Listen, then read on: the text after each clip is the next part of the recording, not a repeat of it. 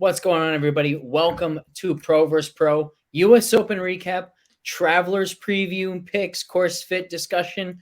I'm coming to you live from Vermont. I am here for a tournament, and I played horribly today. So, Justin, let's talk about some better golfers from the U.S. Open. Hey, listen, golf is hard, and anybody that wants to fight about it, they're welcome to come on and discuss how hard it is. When you've stared down the barrel, do you understand how hard it really is? Yeah. So, it was a fun week. It was a little bit different than what I was hoping for, but I will say that it did produce, I think, the drama that a lot of people wanted. Saw a pretty star-studded leaderboard too. Yeah. It's funny because one of the first things that came to my mind, both Saturday and Sunday, as like a criticism of the course, said, hey, there are some really not so great players just lighting up the course. Like, we both know that you had one of the most phenomenal calls of the season, Austin Eckroat, a few events ago. He's up there on Sunday, like 6 under through 10 or whatever it is. And my mind is saying, like, why is Austin Eckroat 6 under in a U.S. Open? That doesn't seem right. But to your point, then you look at the leaderboard and it's like, okay, everybody's studs. The course is at least delivering in that regard. Yeah, and I just think, some of these guys that have a bunch of talent, obviously almost all of them out there have a ton of talent, but the ability to hit high leverage shots, and I think Eckroat does have that, and therefore, like, he was kind of in that spot early, got a little bit softer greens, was able to just go out and play golf and shoot a little score. I wasn't that surprised by him. I mean, obviously Fleetwood shot 63 the last day too. Super talented as well. I was just more disappointed in the fact that I didn't feel like you had to hit quality shots to get rewarded, especially off the tee with the mounding and stuff. In a U.S. Open, your ball should never pitch in the rough and end up in the fairway, in my opinion. And then they kind of blamed it on the weather, and the weather would make the rough stickier, generally speaking, not skip through it. Right. And like you're playing in Los Angeles. What weather are you expecting? It's Los Angeles. Yeah. So that seems like a poor excuse. I like what you bring up there in the high leverage shots. It's something that we started talking about all the way back at TPC Scottsdale.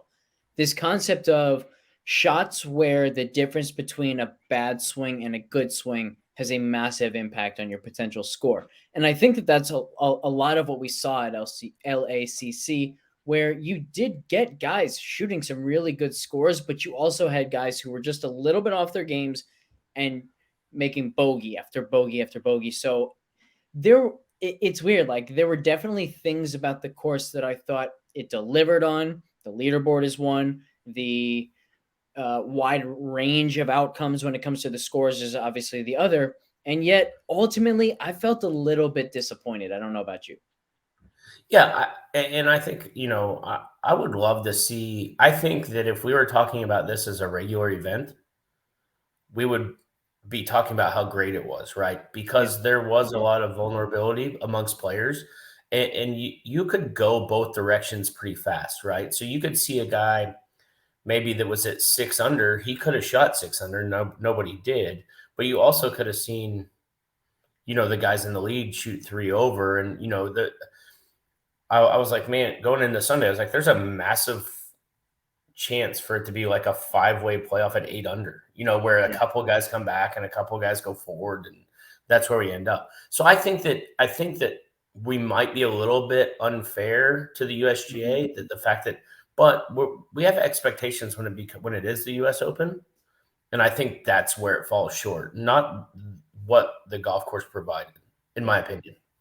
Yeah, I think that's really well said. And to your point there, like, Sunday very easily could have been significantly more drama filled, where if you had Wyndham fall back a little bit more, kind of like Ricky did, if you had more guys like Cam Smith make just 1 or 2 more birdies and post just a little bit better of a score early on, we could have had some extreme drama. But yeah, I think to your point, like in any other week, this would have been a really strong event. We would have been singing praises to the golf course. Another one of my real complaints was, in a typical U.S. Open, every single time you're in the rough, you know what you're going to get. Extremely thick grass. You're not going to be able to advance the ball that far. If you're around the green, you pretty much have to play like some kind of blast, almost like a bunker shot type of short game shot. There were too many times where like one guy was in the rough and another guy was in the rough, 2 paces away. One guy had a disastrous lie and one guy had a fine lie and could advance it. I didn't like how much randomness and luck there was involved when you missed these fairways. 100%. When you're playing, and like I said, I think that if it wasn't the U.S. Open, it wouldn't be that big of a deal to us. But you don't do that at our U.S. Open, to where you're relying on luck a lot of times, where, like you said, you could be right next to each other. One guy's is perfect, the other's isn't.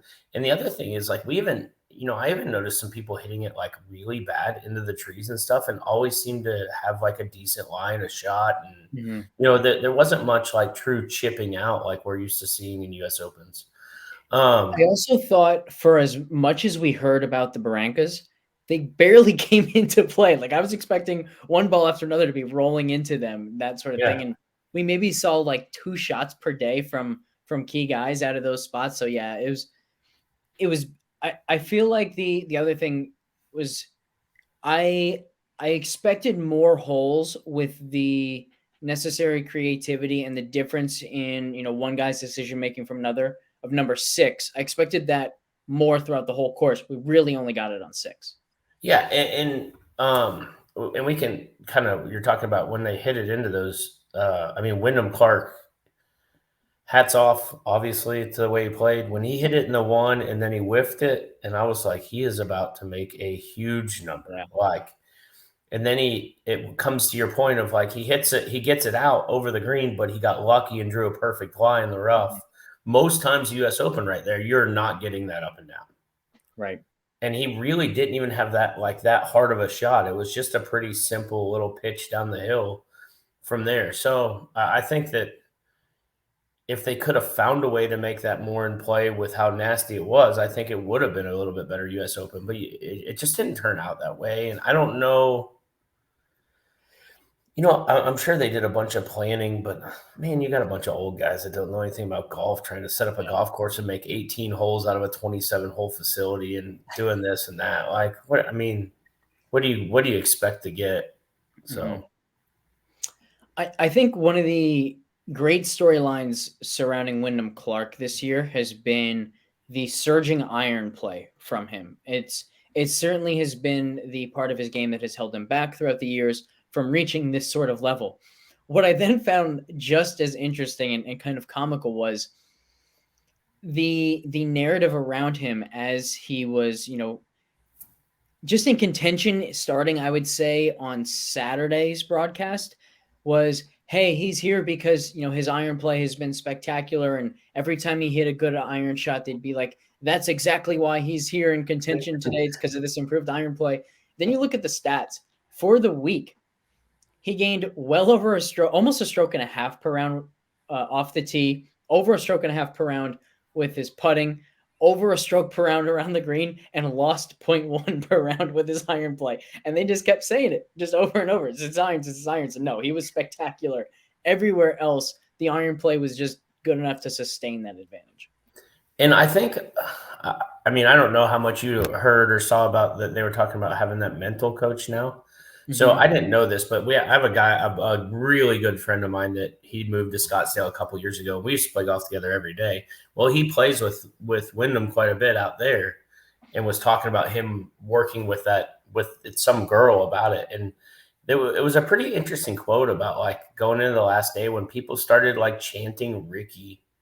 And he's like, that whoever's working with him was like, you've got to be cocky. Like when they start doing that, you got to be like, this is your golf tournament. Like you can't, and whatever he's doing, it's working, because what he's done for his career this year is incredible. And I would say that we probably can take some blame for how much we really overlooked him this pretty much the whole year, because he's had a great year. And there's many times we should have been talking about him in the same likes as what we did some of the other guys.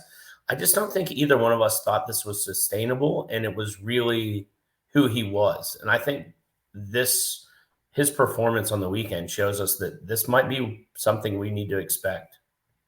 Yeah, and to the industry's credit, it has seemed like every single time he has projected well, where we would be talking about him, he has been major chalk. So, we haven't had the opportunity to say, hey, let's buy low on this guy. I love the way his game is trending, that sort of thing. Let's be ahead of the curve. We didn't have opportunities to be ahead of the curve because he has so consistently been a popular play as he was this past week. And now all of a sudden, he's priced way up, just skipping the 8,000s completely, going from the mid to upper sevens all the way up to 9,200 this week. Any interest in going back to him, or are you playing the I won't play him this week. I love yeah. that he went way up there. Mhm. I think that's great, and I hope he's even I hope he's even higher the next week. So I just want it to go away, and then everybody to be like, oh, he's just too kind of that first one they cross off because they just don't think he can keep playing at the level he's playing. I mean, I think this is a great spot for you to play him, knowing the way you think, and it's just where we're so different, which is He's not fine. a great course fit this week. We'll get into that. But I will say, if there is a time to worry about a win hangover, it's after our guy's first major. So I don't think I'll be on him this week, but we will revisit this discussion once we get to the course fit stuff. Some other guys I want to talk about. Ricky Fowler. Let's start there. Do you feel like you were disappointed in his Sunday at all, or was it still just such a solid performance overall and just great to see him in contention again in a major? I mean, he's been trending the whole year. Mhm. There's no doubt about it. I mean, he was very chalky this week. I mean, like the 200 single, he was over 25% in a couple of them, like pretty serious chalk. I mean, he was probably underpriced, which is typical DraftKings, right? They miss on a couple of guys. But for him to come out and play the way he played, I was super impressed. I mean, a year ago, you would have laughed if I'd have told you you'd been in the final group of Sunday at a Yeah. major. So you just have to root for him and hope that he continues to get better. And maybe his time will come, maybe it won't. But I'm not gonna judge his career based on whether he wins a major or not or any of that stuff. He's a really, really, really good player. It's not like, and he doesn't do it the same way as everybody else.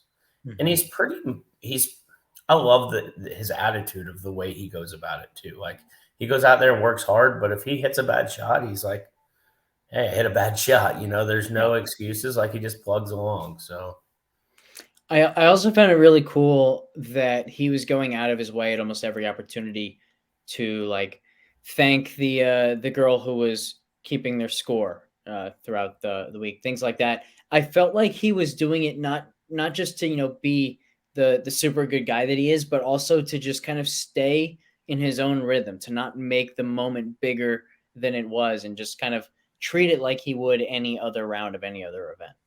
and a lot of that helps you clear your mind too. You're worried Mhm. about what you're supposed to do as a person instead of the next shot you're Yeah. about to hit. So yeah, I mean, I think that he'll tell you he's disappointed. That's not the finish he was looking for. But he also would tell you, hey, if you'd have told me I was going to finish T5 before we teed it up this week, he'd say he'd be pretty happy with it. So Absolutely. I mean, it's a catch-22. Nobody likes losing, and nobody, when you get into contention. Um, but no, am I surprised a little bit? I thought it was a perfect pairing for him, not playing with Rory and just him and Wyndham Clark being out there, and I really was. I expected him to play good, but man, golf's hard.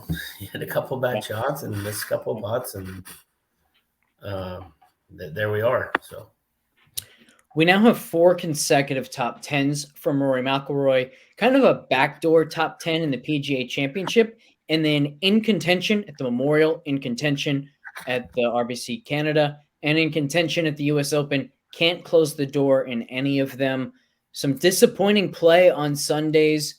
What's your read there? Do you feel like there's some sort of mental block from Rory getting it done on Sunday? Or does it go back to just golf is really hard and closing out tournaments, winning tournaments, regardless of your starting position on a Sunday, is just really hard? And we shouldn't think too much of these three. The next time he's in contention, he's going to have just as good a chance as anybody else to get it done. well, what I find is crazy is outside of about 5 players, we wouldn't be saying he played really bad on Sunday. Right. I mean, in fairness to him, like there's about 5 players in the world that would be like, oh, he struggled on Sunday, and he just happens to be one of them. So does that tell us more about mindset or like how good he really is and the expectations we have for him?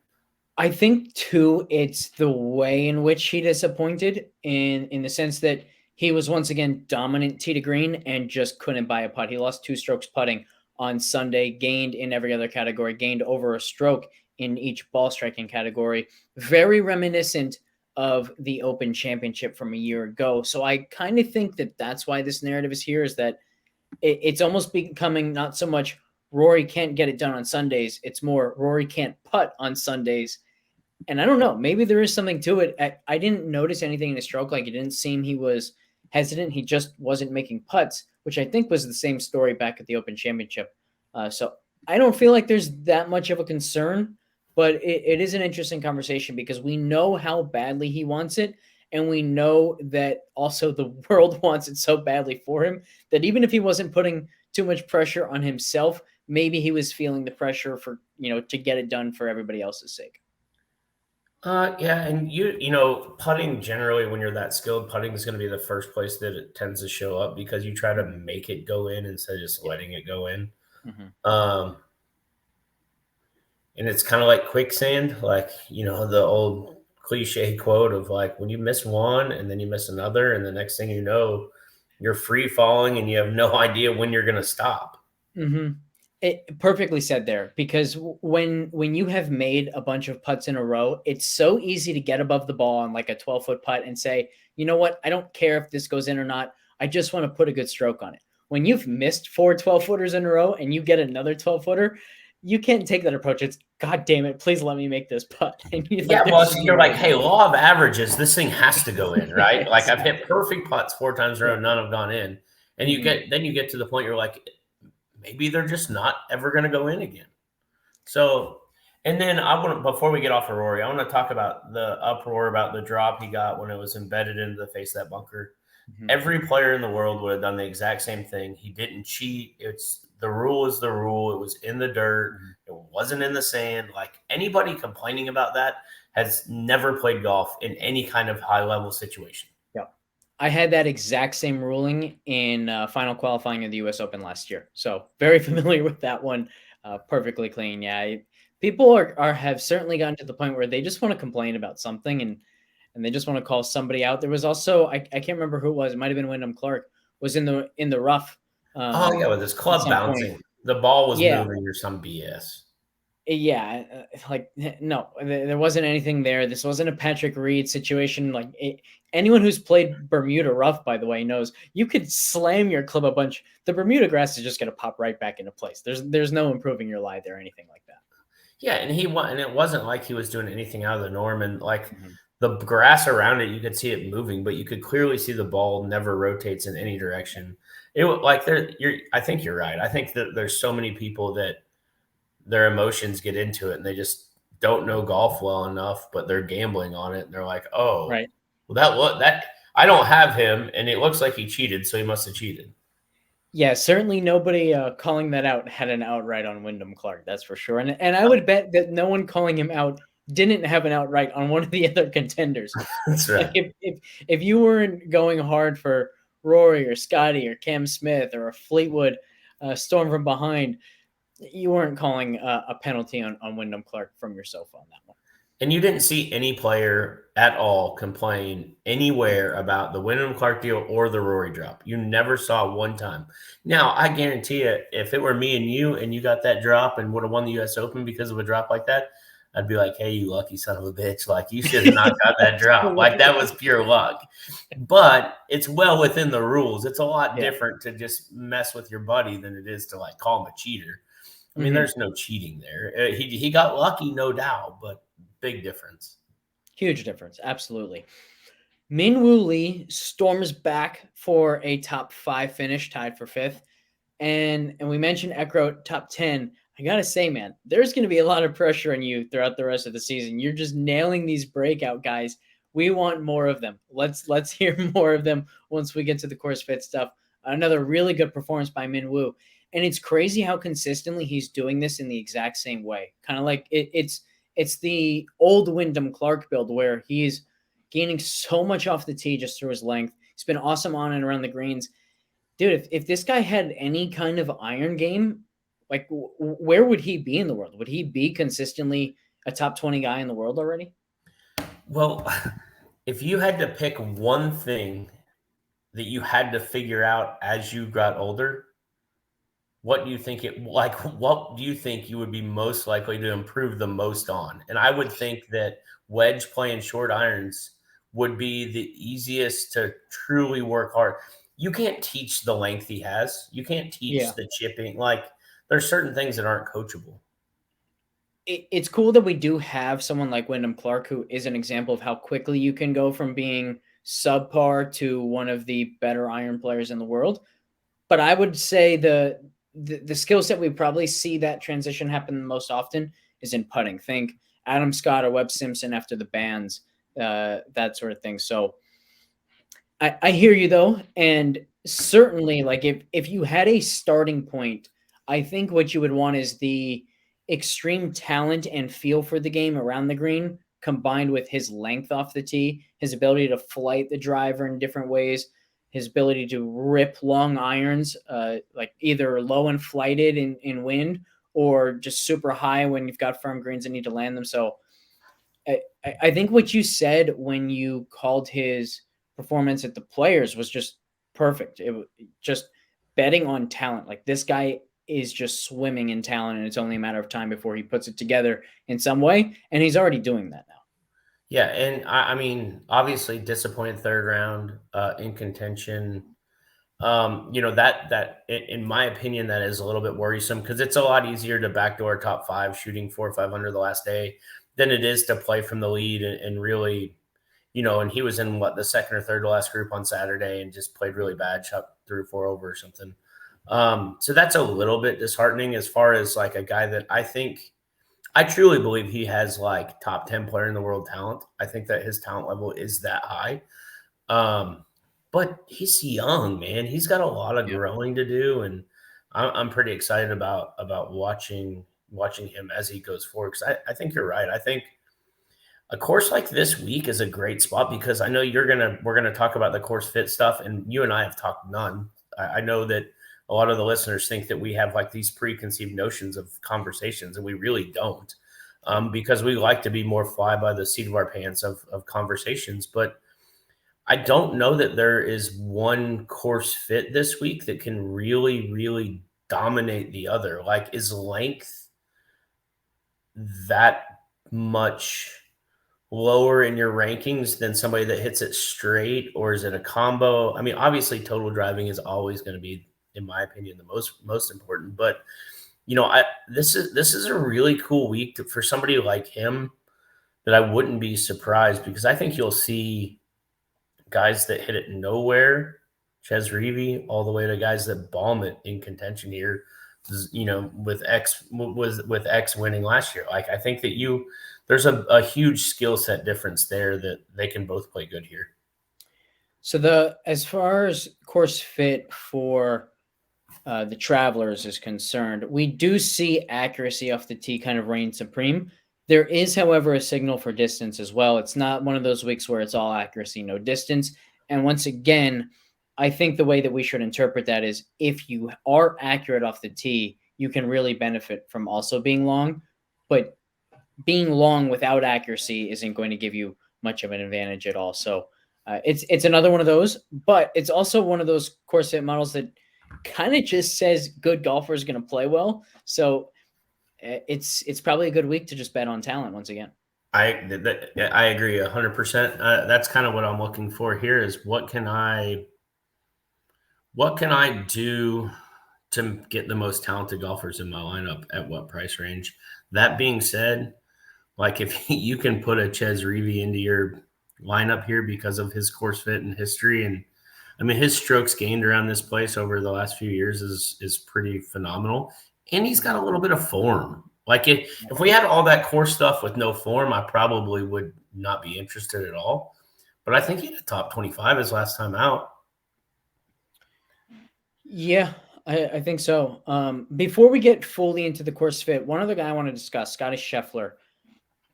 He was once again phenomenal tee to green, third on the week. It was also third on the leaderboard and actually gained 0.3 strokes putting. So the biggest question I have is, do you think that we are beyond the Scotty Scheffler putting woes, or should we still be concerned? I watched Sunday. I mean, my son played a baseball tournament Sunday, so I got home in time for probably the last 16 holes or so. Mm-hmm. He may have gained strokes putting, but if you watch the putts he hit, there was a lot of really bad ones, like really bad. And he even made some like 6 to 8 foot comebackers after hitting such a horrid putt the first time that probably shouldn't have gone in. I mean, Mm-hmm. they were just some really, really bad putts. And he also hit some really bad shots. Like he hit some Yeah. really bad high leverage shots, which I was kind of surprised by. But we talk all this, like, I feel like I'm talking about a guy that went from the second to last group and finished 31st, not a guy that finished third in the US Open. I mean, it's just impressive how it always seems to work out. And then he laid up a lot, which I found awfully interesting. I don't know if you noticed that, but he seemed to lay Mhm. up a lot more than a lot of the other guys did. Yeah, I think you're right. I think it was also just partially trusting how good his ball striking is, that if he was back with a full wedge when other guys were trying to get close to the green, that he would still be able to hit it really close. I love the point that you made though about his putting. A perfect example on Sunday, starting on hole 11, he he misses a putt that he should have made. Certainly had over a 50% chance of making that one. Then loses over a full stroke putting on 12. Once again, really short miss. Then gains over a stroke by making a bomb on 13, and then another putt missed that he had a better than 50% chance of making on 14. And so I agree with you. I think the numbers would look a lot worse if you kind of threw out the bombs that he made and just regressed that to a normal percentage. He's still missing way too many putts that he should make. And part of that too is like, look, if you have putts over and over again that you have, let's say, a 60% chance of making, yeah, you're going to miss a bunch of those, right? By definition, you should miss 4 out of 10 of those. So it's not so bad if you miss 3 of them in 4 holes, as long as you're making them elsewhere. But he's just doing this too consistently, and the fact that that has been his issue for months now, I'm still really concerned by his putting. I still think we're in a position where he's high risk to start having those putting woes seep into his long game. And again, like I just think he's in this race to either fix the putting woes or he's going to lose out on that ball striking too. Because anybody that's honest with him or anybody that he talks to is going to know making those 50 and 60, 70 footers are luck. Like that's not skillful putting. Especially like there were 2 of them, 2 long ones he made that were going in way too hard. Like Mm-hmm. it's not like they were like dying in the edge. Like so we were talking about this, and everybody knows around me, all my buddies, they always like give me crap because I'm always like the luck of putting and all this. And Ricky made the long one, but it dripped in the edge. It was, yes, it was luck, but it was perfect speed. If it doesn't go in, he's tapping in, right? Whereas Mm-hmm. Scheffler made a couple that were going 100 when they went in, and if they don't go in, he's probably not making the next one.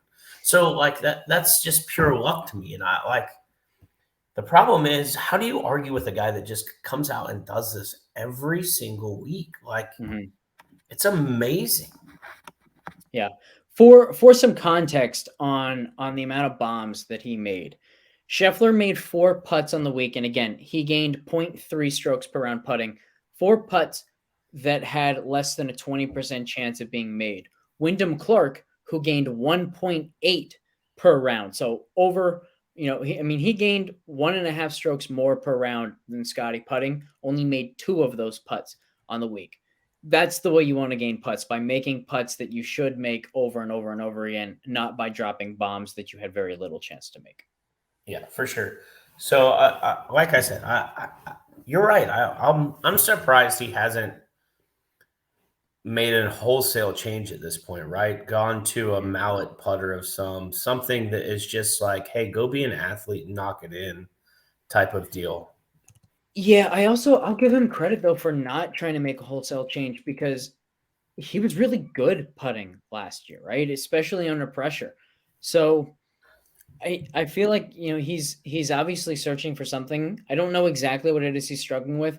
I kind of think that he's missed so many putts where it looks like he's hitting his line and it looks like he's confused by the read, that it seems less likely to me that he would all of a sudden not know how to read greens, and more likely that he's just struggling with his alignment, and like what he thinks is starting left edge is starting a ball out or the left or something like that. And just got to kind of stay in the office and figure that one out. So credit to him for not making these changes and for just sticking with it. But yeah, it's also super impressive that he hasn't yet started to struggle with the ball striking because of it. Because time and time again, we see guys when they're struggling this much with the putter, it's only a matter of time before that frustration starts leading to bad swings and everything unravels. And playing at a high level, obviously it's different for him because he has enough money where it doesn't matter. But Mhm. like playing at a high level, like I remember personally how disheartening it is when you're like, I just finished 25th and I should have. I mean, it was my week to win, and I didn't Mhm. capitalize because you chase it so many weeks to only have it a few weeks, or at least for us that are not the top 10 talented players in the Mhm. world. And I just remember, I mean, several times laying in a hotel room, being like, what happened? Like, how do I miss all these short putts when that's the only thing I do good? And I finally got Mhm. everything else to click, and I missed. So yeah, what he continues to do, like, there's no way it's not in his head. Like, I don't know how it could not be, Mhm. unless And yet he it's not just showing thinks, up yet in his ball striking. So yeah, impressive. he might just Let's feel like this is an anomaly, right? In his head, he's like, this is an anomaly. It's yeah. going to work itself out. Yeah, completely. Let's start to talk just about the Travelers now. Let's get into some course fit stuff. The course fit model is a really, really good one this week. And it's great because it's number one, a really reliable one. The predictive power is really strong, but then it's also great because it's unique and it points to some really specific stuff that gives us an edge over people who are just betting on talent and just looking at recent form, things like that. We have this major, major signal for strokes gain driving accuracy. Once again, proprietary metric here at FTN. So that's a great thing. But then we also have some strong signal for around the green play, strong signal for putting, and a super, super strong signal once again on mid irons, and then also some long iron play. So definitely a shift away from wedge play this week towards both mid irons and long irons. If you can find the guys who stand out in approach play and are doing that because of the way they hit their mid and long irons, and maybe they're typically not quite as good with their wedges, those are the guys that I think we really, really want to look towards this week. And then, of course, as I mentioned earlier, we do still have some signal on driving distance, just enough that I think what it's telling us is, hey, if you are accurate off the tee, your distance can really help you separate from the field and put you in some positions on the course to really turn bogey holes into birdie holes, that kind of thing. You've heard us talk about it over and over again. We don't need to rehash that argument too much. But yeah, I really like the way this sets up. I'm curious your like excitement level for this week. So I actually really like this golf tournament. I really like this golf course. I'm glad they're having it as an elevated event. Um, I wish if we could do anything figuring things out, I truly wish that we could find a way to measure how much success players have on these high leverage shots that we talk about, because I really believe that this is a week of super high leverage shots with the drivable par four. But if you don't drive it good, you're making a bogey. Like, you can hit it, if you there's really no bailouts, right? If you're going to go for the green, you're not bailing out anywhere to where you're like, oh, I can get this up and down for sure, especially if they get the greens firm. So, like, it's a big week for super, super high leverage shots. I also think that one of the solid points there is there's a bit of a different challenge when you get to a high leverage shot because it's not just like stepping up to like let's say we're talking long irons. There's a different test when you have a high leverage 210-yard shot where the difference between a really good shot and a really bad shot is going to be so vast where it's almost like, can you be in the mindset of I'm going to gain strokes here as opposed to I want to avoid all the trouble and not make a disastrous swing, then if you just step up to like a boring 210-yard par three, if you miss, so be it. You're probably going to get up and down from a bunker. And if you hit it really good, you're just trying to hit it to 30 feet and two putt for par anyway. So I'm with you. Like, it would be really cool to have that data to see how guys do specifically on the high leverage shots. So I think we might find that some guys like really step up to that challenge. It enhances their focus and they execute the swing more often than usual. And then some guys might get in their head because of the lurking danger and end up making some uncharacteristically bad swings. And all people don't have the same high leverage shots, right? So like you and I, for instance, if we played together and we had some kind of like forced 300 carry, but if you carry it, you knock it on a par 4 green, whereas that's a super high leverage shot for you, but it's zero chance that's a high leverage shot for me because I can't hit my ball 300 yards in the air. So I'm hitting a 5-iron and an L wedge. Like that's just what I'm doing. So, there's no way to really measure that, I don't think, but it would be interesting to know. And I think it kind of comes back to that talent talk that we talk about. I think the guys with the most talent are probably going to hit the best high leverage shots. Mm-hmm. Yeah, I think that's probably true. I also think it does show up to some degree in strokes gain data, right? Like that's one of the really strong points of strokes gain data is that if you do have a tendency to mess up the high leverage shots, that's going to have the largest impact on your strokes gain analysis because it means that you're losing far more on your bad shots than you're gaining on your good shots. So to some degree, we are already measuring that, and that's part of why the strokes gain data is as predictive as it is. But yeah, there's also definitely some meat on the bone left here. Yeah, and like I said, it's just one of those deals. I'm interested to see how it all plays out. But like I said, I think this is such a great 3-week stretch of the schedule because we get real golf courses, or 4 weeks, I guess. Like these 4 weeks, we get real, like, gotta golf your ball golf courses, and yet they're all so different. Mm-hmm. Like, I mean, Colonial, Memorial, U.S. Open, and this week you have 4 completely different golf courses that all are gonna yield about the same winning score. By the way, I'm completely with you on loving the fact that we get both this golf course and an elevated event right after the major. I mentioned this in my CourseFit article. Like there's always this, not necessarily a hangover coming off of a major, but like a step down in excitement, I guess. Like there's such incredible hype for every single major that it's easy to then go to the next week and say, it's no longer a major. But from like a betting standpoint and a DraftKings standpoint, I always get so excited coming from these major championships where we have no CourseFit model like at the US Open. And now suddenly we have one of the best ones. Like this is the kind of week where I feel like our edge is the strongest.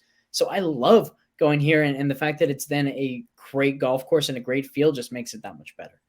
Yeah, so it's super interesting. Like, let's just compare to other sports. Let's talk about travel in NFL, right? Mm-hmm. And how much people struggle going west to east, whereas east to west is no big deal. So now we get a guy like Ricky Fowler. So he's coming off an emotional golf tournament, a little bit of a heartbreak. Now he has to get on an airplane, go west to east, and play a hard golf course in an elevated event. It has to factor in. There's no way it doesn't. Yeah, I think you're right about that. I think everyone knows, like, I'm typically the first to say, you know what, this narrative is crap. It's just a narrative. Let's avoid it. I think there's definitely something to this one because you and I have felt exactly the mental and psychological toll that being in contention, especially in a big event, takes on you. Like there's so much mental energy spent to stay in the moment, to not start anticipating, like, you're walking down the 9th fairway, you're in contention. It's so hard not to think like, boy, what's it going to feel like if I win this? Who am I going to call? Who do I hope reaches out to congratulate? Like you have to work so hard to keep your mind from wandering and just spending so much mental energy. When people say like golf is fatiguing, I think so many people just default to thinking, why would golf be like physically tiring? You're just walking and swinging. Now, I think there is more of a physical strain in golf than people realize. But more than anything else, that strain is psychological, and man, is it tiring.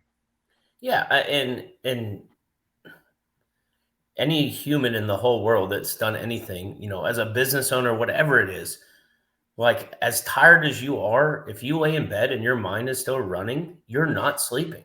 It's just the way Right. it is.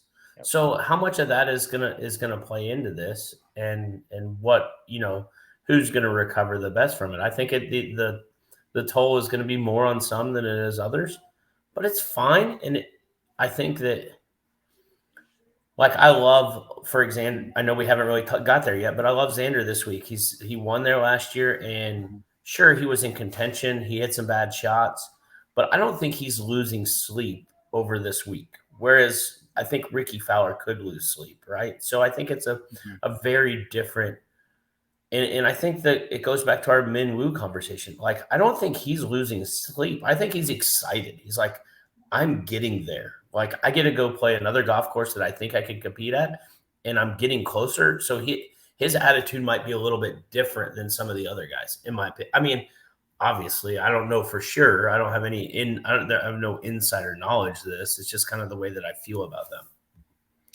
I love the Xander call. He's third in course fit expected strokes gained this week. He is definitely in the conversation for the best combination of mid and long irons in the world now. It's Scotty, Schauffele, Rahm, and Morikawa. There's nobody else that's even kind of threatening that group of four when it comes to the combo of mid and long irons. So I really like that call this week. Boy, there was something else I wanted to mention that I am now forgetting, so we can just skip it. Maybe I will remember it eventually. Oh, I do remember it. It's how cool would it be if we had like Whoop data from every single player? So Whoop is this little fitness tracker, tracks sleep, tracks cardiovascular strain, all that stuff. Like that could be so predictive if we like got on a Tuesday morning. Wow, Ricky's at a 15% recovery score and clearly hasn't been sleeping well in the last 3 days or something. That we'll fade him this week and go with Schauffele, who has slept like a baby and is at 90% recovery score. That'd be so cool to have. Yeah, no doubt. I hate that you mentioned two of, like, I have two guys that I'm going to pay up to play, and you mentioned both out of the four.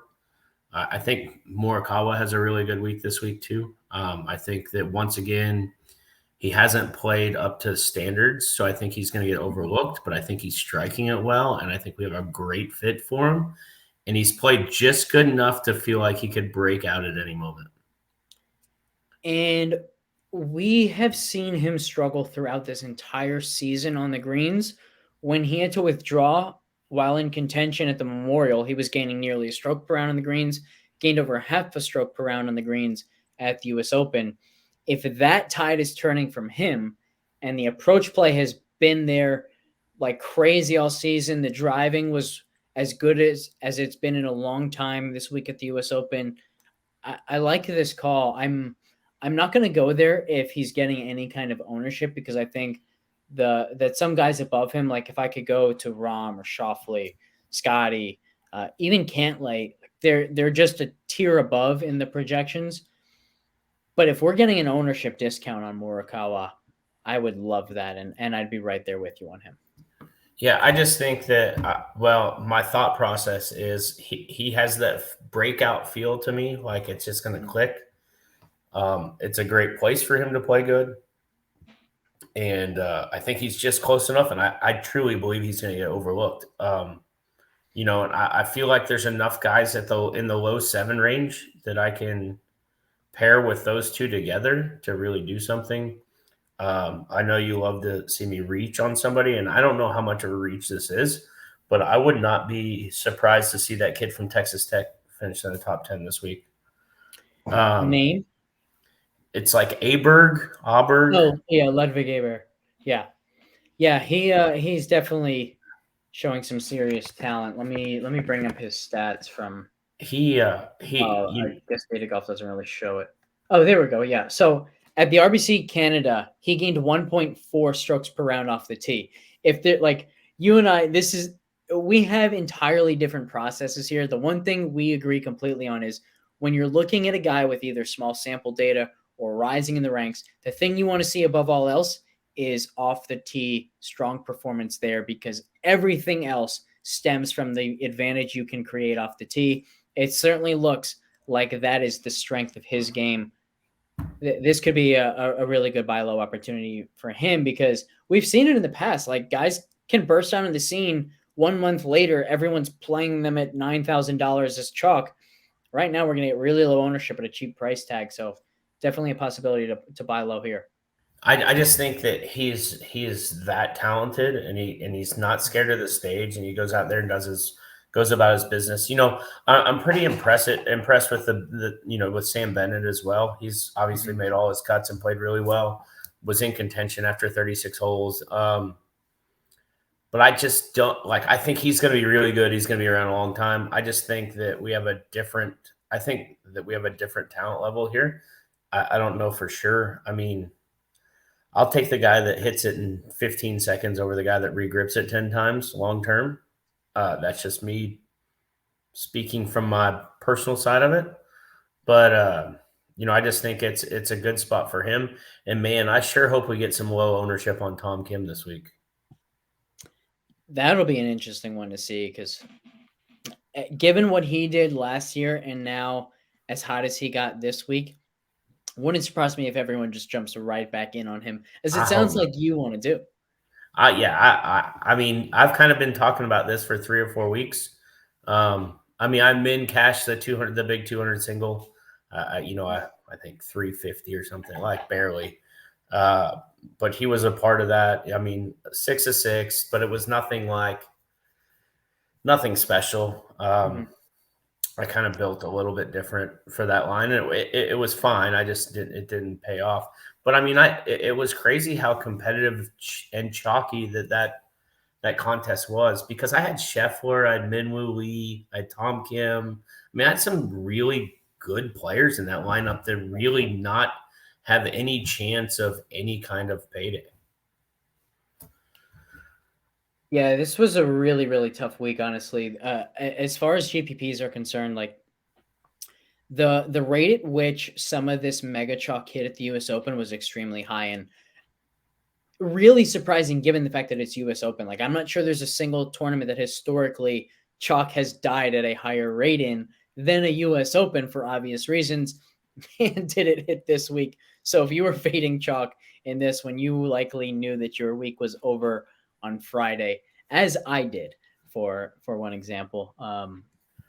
Another guy that I want to talk about, because I think he is a phenomenal fit for this golf course at the Travelers, is in pretty good form despite a missed cut. Corey Connors projecting well above pretty much everyone else in the $7,000 range. There are a couple other guys down here, Siwoo, Russell Henley, who I literally thought when you started that, I thought you were going to Russell Henley. Like, literally, I had in my mind, I almost stopped and interrupted you. I was like, you're talking about Russell Henley. But I was wrong, but I was close.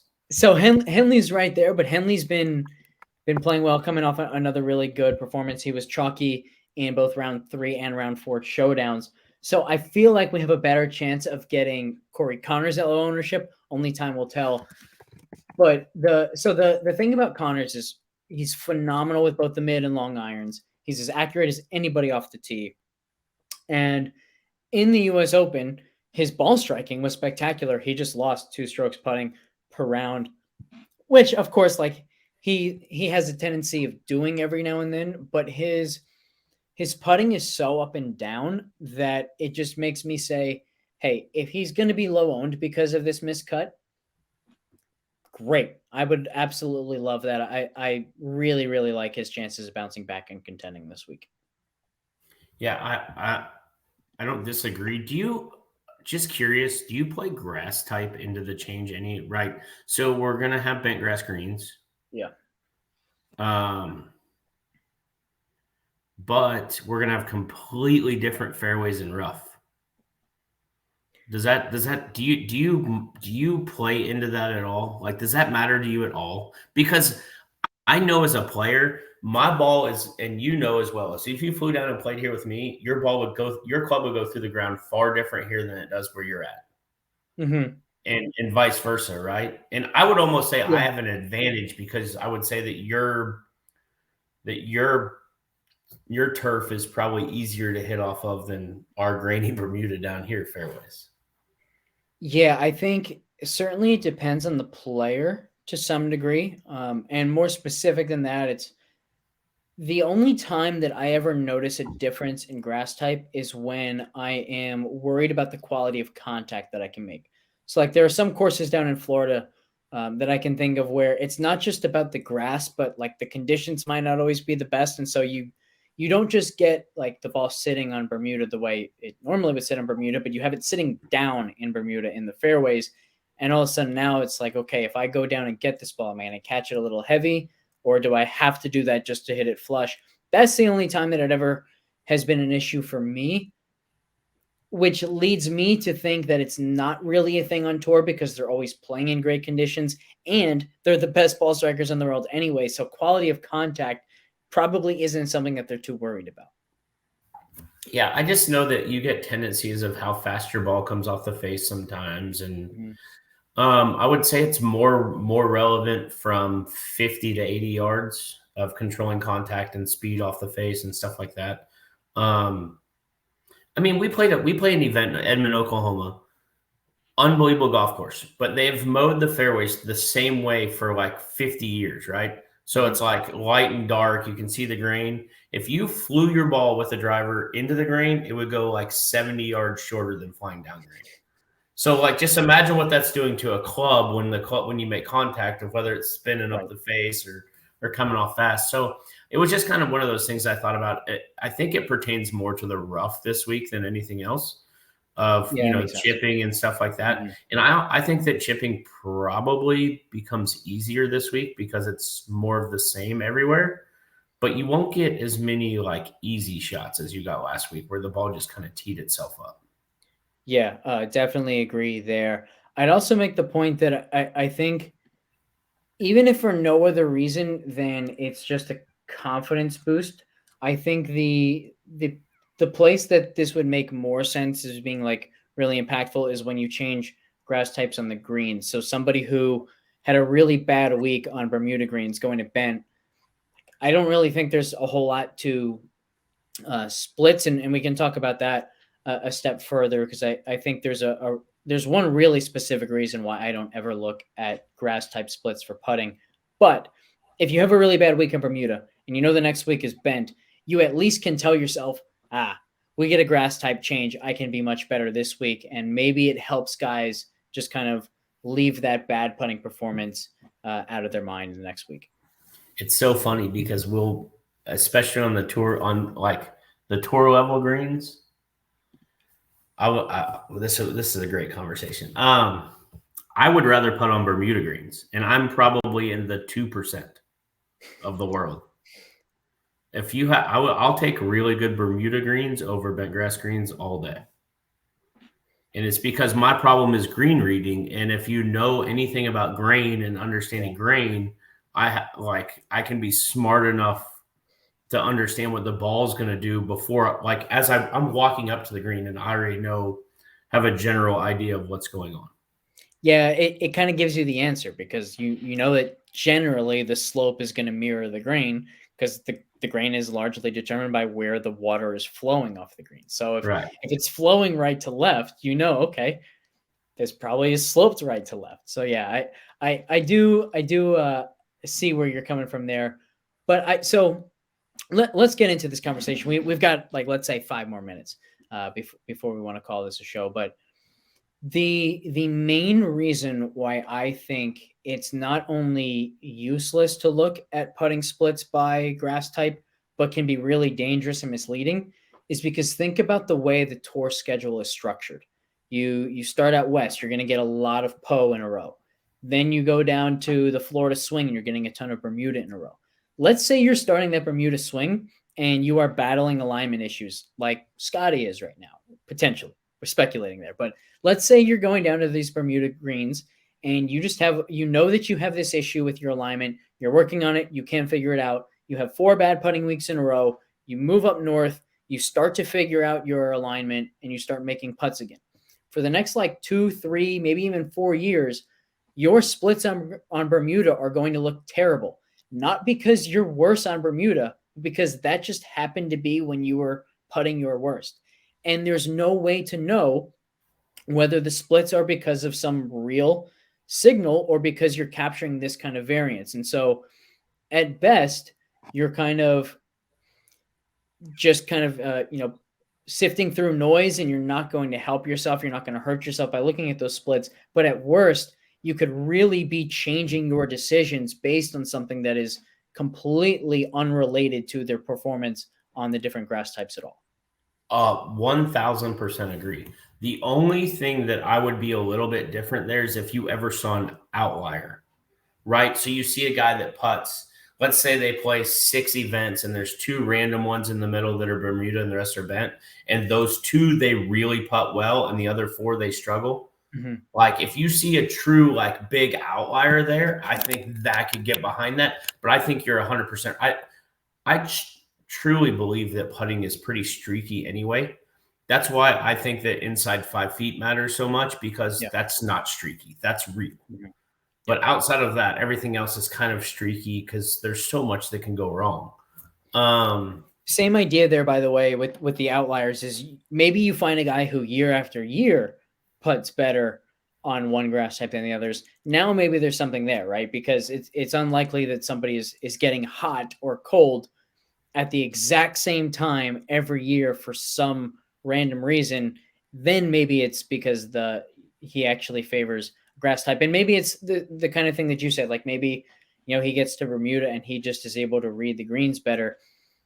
So if you are going to use that data, just making sure you're going past like, oh, I see this guy's really good in Bermuda in comparison to how he is on Bent and Poe. Well, go through his data the past few years and make sure that that's a consistent theme year after year, because otherwise there's a really good chance that you're just getting something completely unrelated to the split that you're actually trying to find there. I literally couldn't agree more, because I'm big on this kind of stuff. Like I think that it matters more than most people think. That being said, like I think that you explained it the exact way that I would want it to be explained. It has to be more than just happenstance. So you can't look at data that becomes happenstance. And the other problem is like the way that all these models work is they're so uninformed, because they'll be like, oh yeah, they played at this golf course in Florida and it was on Bermuda. Well, it wasn't. It was actually overseed.